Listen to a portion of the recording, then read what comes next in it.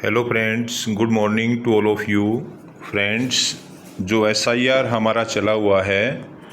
उस पर एक वीडियो बना रहे हैं कि जो नोटिस जारी होंगे अभी 1 अगस्त से जो प्रोसेस स्टार्ट होगी उसमें वोटर्स को कैसे डॉक्यूमेंट्स देने हैं, किस प्रकार से वोटर्स ने डॉक्यूमेंट अपने सबमिट करवाने हैं और इस संपूर्ण प्रक्रिया को हम बहुत ही सिंपल लैंग्वेज में इसको एक्सप्लेन करेंगे। और आपसे रिक्वेस्ट है कि जो वोटर्स के ग्रुप हैं उसमें इस वीडियो को शेयर कीजिए ताकि उन्हें कोई प्रॉब्लम ना आए। So we are going to start this video. Friend, जैसा कि आपको पता है कि जो नो मैपिंग वाले जो कैंडिडेट हैं, जो नो लिंकेज में जिनको डाला हुआ है, जिनकी मैपिंग नहीं हुई है, उनको कुछ डॉक्यूमेंट पेश करने होंगे। तो वे कौन कौन से डॉक्यूमेंट हैं और उसके क्या क्या नियम हैं और एज के अकॉर्डिंग कैसे वो डॉक्यूमेंट पेश करने हैं। तो सबसे पहले, यदि भारत में 1/7/1987 से पहले जिसका जन्म हुआ है, 1 जुलाई 1987 से पहले जिसका जन्म हुआ है, उसको कौन से डॉक्यूमेंट पेश करने होंगे। उसको स्वयं के लिए जन्म तिथि या जन्म स्थान प्रमाणित करने के लिए नीचे दी गई सूची में से कोई भी दस्तावेज पेश करना होगा। अब सूची कौन सी है, उसमें ये 12 डॉक्यूमेंट हैं। ये बताएंगे कि कौन कौन से डॉक्यूमेंट उसने जो है पेश करने हैं। तो फर्स्ट पॉइंट ये है कि 1 जुलाई 1987 से पहले जिसका जन्म हुआ है उसको अपनी डेट ऑफ बर्थ को प्रूव करने के लिए एक डॉक्यूमेंट पेश करना होगा स्वयं का। दूसरा पॉइंट है, यदि भारत में 1 जुलाई 1987 से 2 दिसंबर 2004 के बीच जन्म हुआ है, जिस कैंडिडेट का जन्म 1 जुलाई 1987 से और 2 दिसंबर 2004 के बीच में जिसका जन्म हुआ है, उसको स्वयं के लिए जन्म तिथि और अन्य जन्म स्थान प्रमाणित करने के लिए नीचे दी गई सूची में से कोई भी दस्तावेज उपलब्ध कराना होगा। पिता या माता के लिए जन्म तिथि और जन्म स्थान प्रमाणित करने के लिए दी गई सूची में से कोई भी दस्तावेज पेश करना होगा। उसको 2 डॉक्यूमेंट पेश करने होंगे। एक तो स्वयं का, जो उसकी डेट ऑफ बर्थ और उसका जो रेजिडेंस प्रूफ है उसको प्रूव करेगा, और दूसरा फादर या मदर में से कोई भी दोनों में से एक डॉक्यूमेंट पेश करना होगा, या फादर का या मदर का, जो उसकी डेट ऑफ बर्थ और रेजिडेंस प्रूफ को प्रूव करेगा। तो उसको 2 डॉक्यूमेंट पेश करने होंगे, जो एक स्वयं का और एक फादर या मदर का डॉक्यूमेंट पेश करना होगा। यह उस कैंडिडेट के लिए है जिसका जन्म 1 जुलाई 1987 और 2 दिसंबर 2004 के बीच में हुआ है। तीसरी कंडीशन है कि भारत में 2 दिसंबर 2004 के बाद जिसका जन्म हुआ है उसको 3 डॉक्यूमेंट पेश करने होंगे। स्वयं के लिए जन्म तिथि और जन्म स्थान को प्रमाणित करने के लिए, एक तो अपनी डेट ऑफ बर्थ को प्रूव करने के लिए, और एक रेजिडेंस जो उसका एड्रेस है उसको प्रूव करने के लिए एक डॉक्यूमेंट पेश करना होगा स्वयं का। दूसरा, पिता के लिए जन्म तिथि और जन्म स्थान को प्रमाणित करने के लिए नीचे दी गई सूची में से कोई भी दस्तावेज। एक फादर का डॉक्यूमेंट उसको पेश करना होगा डेट ऑफ बर्थ और रेजिडेंस प्रूफ के लिए, और एक मदर का जो डॉक्यूमेंट्स है वो पेश करना होगा, जो जन्म तिथि और जन्म स्थान को प्रमाणित करने के लिए दी गई सूची में से कोई भी दस्तावेज उपलब्ध कराए। तो 3 डॉक्यूमेंट उसको पेश करने होंगे जिसका जन्म 2 दिसंबर 2004 के बाद जन्म हुआ है जिसका। यदि माता पिता में से कोई एक भारतीय है तो अपने जन्म के समय उनके वैध पासपोर्ट और वीज़ा का एक प्रति उपलब्ध कराएं। यदि भारत के बाहर जन्म हुआ है तो विदेश में भारतीय मिशन द्वारा और जन्म प्रमाण पत्र संलग्न करें। अब ये जो डॉक्यूमेंट है जो पेश करने होंगे उसके बारे में विस्तार से हम चर्चा करते हैं, और वोटर्स को ये वीडियो शेयर करनी है ताकि वो अपने डॉक्यूमेंट जो है वो रेडी रखे, और जैसे ही आप उससे डॉक्यूमेंट देने के लिए उससे रिक्वेस्ट करें तो तुरंत आपको डॉक्यूमेंट पेश कर सके। अब कौन कौन से डॉक्यूमेंट हैं उनको ध्यान से समझाते हैं कि किसी केंद्रीय राज्य PSU के नियमित कर्मचारी पेंशन भोगी को जारी कोई पहचान पत्र, पेंशन भुगतान आदेश, यानी कि कोई जो है पेंशन ले रहा है और उसके पास पेंशन की कॉपी है या कोई कर्मचारी या गवर्नमेंट सर्वेंट है तो उसके पास जो है वो पेंशन उसकी बनी हुई है, वो पेंशन लेता है, तो उसकी कॉपी बनी हुई है पेंशन की जहाँ से भी वो पेंशन ले रहा है। सेंट्रल गवर्नमेंट का कर्मचारी है वो, या राज्य सरकार में किसी पद से जो है वो रिटायर है और पेंशन ले रहा है, तो वो उसको ये प्रूव जो है वो उसको ये डॉक्यूमेंट पेश करना होगा। 1/7/1987 से पहले भारत में सरकार या स्थानीय प्राधिकरण, बैंक, डाकघर, LIC, PSU द्वारा जारी कोई भी पहचान पत्र हो, यानी 1 जुलाई 1987 से पहले जो गवर्नमेंट में कोई भी उसने कोई अपनी पॉलिसी ले रखी है डाकघर से, तो उसकी कॉपी उसके पास होनी चाहिए। कोई पॉलिसी उसने ले रखी है 1/7/1987 से पहले, या कोई LIC उसने ले रखी है, लाइफ इंश्योरेंस कॉरपोरेशन, उसने अपनी LIC करवा रखी है, उसके बाद कोई रिसिप्ट है तो उसको एक डॉक्यूमेंट के रूप में वो पेश कर सकता है। या बैंक की कॉपी है, किसी बैंक में उसने, सेंट्रल गवर्नमेंट का कोई बैंक है और उसने खाता खुलवा रखा है, तो वो वहाँ से जो है वो कॉपी की फ़ोटोकॉपी दे सकता है कि ये मेरा 1/7/1987 से पहले इस बैंक में मेरा खाता था, एंड एज ए डॉक्यूमेंट वो उसको पेश कर सकता है। सक्षम प्राधिकारी द्वारा जन्म प्रमाण पत्र, या उसके पास जो है वो डेट ऑफ बर्थ का जो प्रूफ है उसके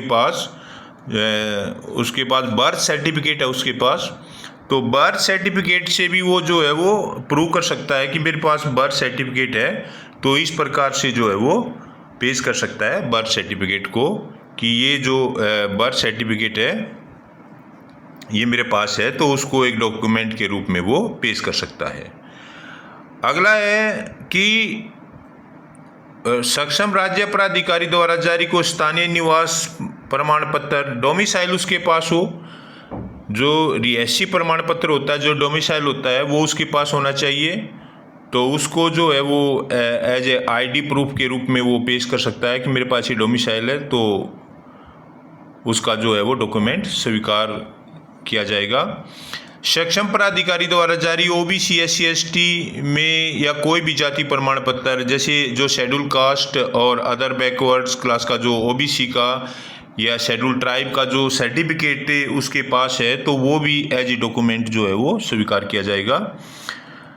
राष्ट्रीय नागरिक रजिस्टर, जहाँ भी यह प्रचलन में है, एक राष्ट्रीय नागरिक रजिस्टर होता है जहाँ पर ये नाम रजिस्टर किया जाता है, तो उसके पास अगर ऐसे रजिस्टर में अगर उसका नाम दर्ज है तो वो भी एक डॉक्यूमेंट के रूप में वो पेश कर सकता है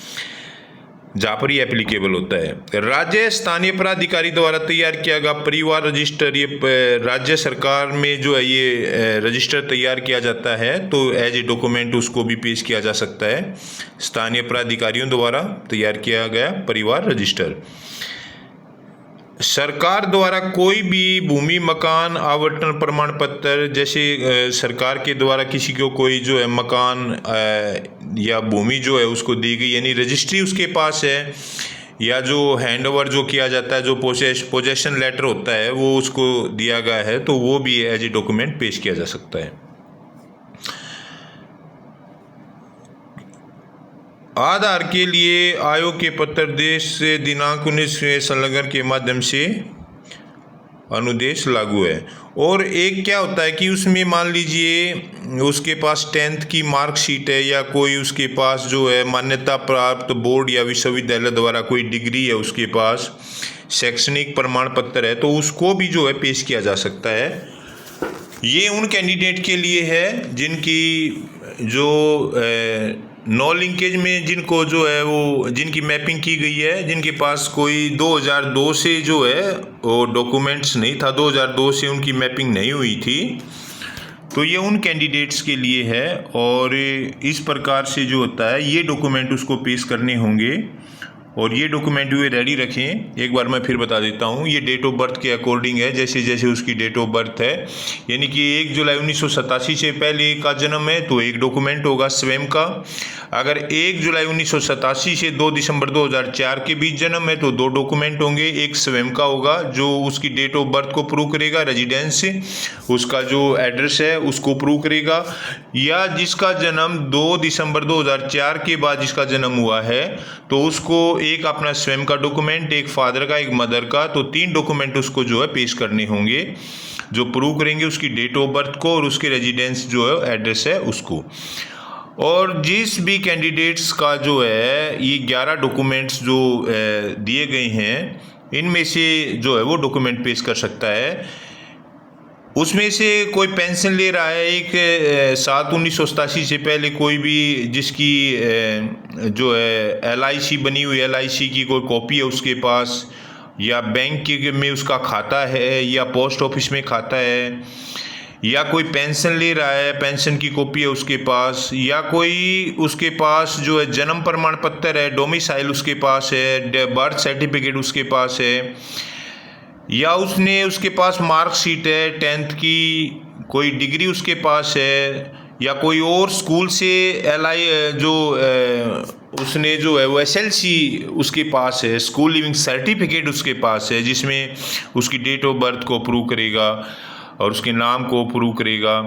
या उसके पास जो है वो सक्षम राज्य प्राधिकारी द्वारा कुछ स्थायी निवास प्रमाण पत्र है, डोमिसाइल उसके पास है, वन विभाग का प्रमाण पत्र उसके पास है जो फॉरेस्ट डिपार्टमेंट है तो उससे कोई उसको सर्टिफिकेट उसके पास है, सक्षम प्राधिकारी द्वारा OBC SC ST या OBC का सर्टिफिकेट उसके पास है, वो भी एज ए डॉक्यूमेंट के रूप में जो है वो पेश किया जा सकता है, या राष्ट्रीय नागरिक रजिस्टर जहाँ ये एप्लीकेबल होता है वो उसके पास है, उसका नाम दर्ज है, और राज्य सरकार द्वारा कोई भी भूमि मकान उसके पास कोई रजिस्ट्री है, पोजेशन लेटर है कि वो उसको हैंडओवर किया गया है, वो कोई भी जो प्लॉट वगैरह है या मकान है तो पोजेशन लेटर उसके पास है, तो उसको भी एज ए डॉक्यूमेंट पेश किया जा सकता है। तो फ्रेंड्स ये डॉक्यूमेंट हैं, ये पेश करने होंगे आपको मान लीजिए आपने 2002 से मैप करवाया है तो उससे क्या होता है कि मिसमैच आ जाता है, नाम जो है 2002 में आपका नाम मान लीजिए वो मिसमैच है प्रेजेंट लिस्ट से, तो उसमें भी आपने डॉक्यूमेंट पेश करना होगा। अगर आपकी मैपिंग नहीं हुई है 2002 की लिस्ट से और नो लिंकेज में आपकी मैपिंग की है तो उस कंडीशन में भी आपको ये डॉक्यूमेंट पेश करने होंगे। इसमें ये डॉक्यूमेंट आपको जो है बहुत अच्छी तरह से जो है वो ध्यान रखना है ताकि आपकी वोट ना कटे।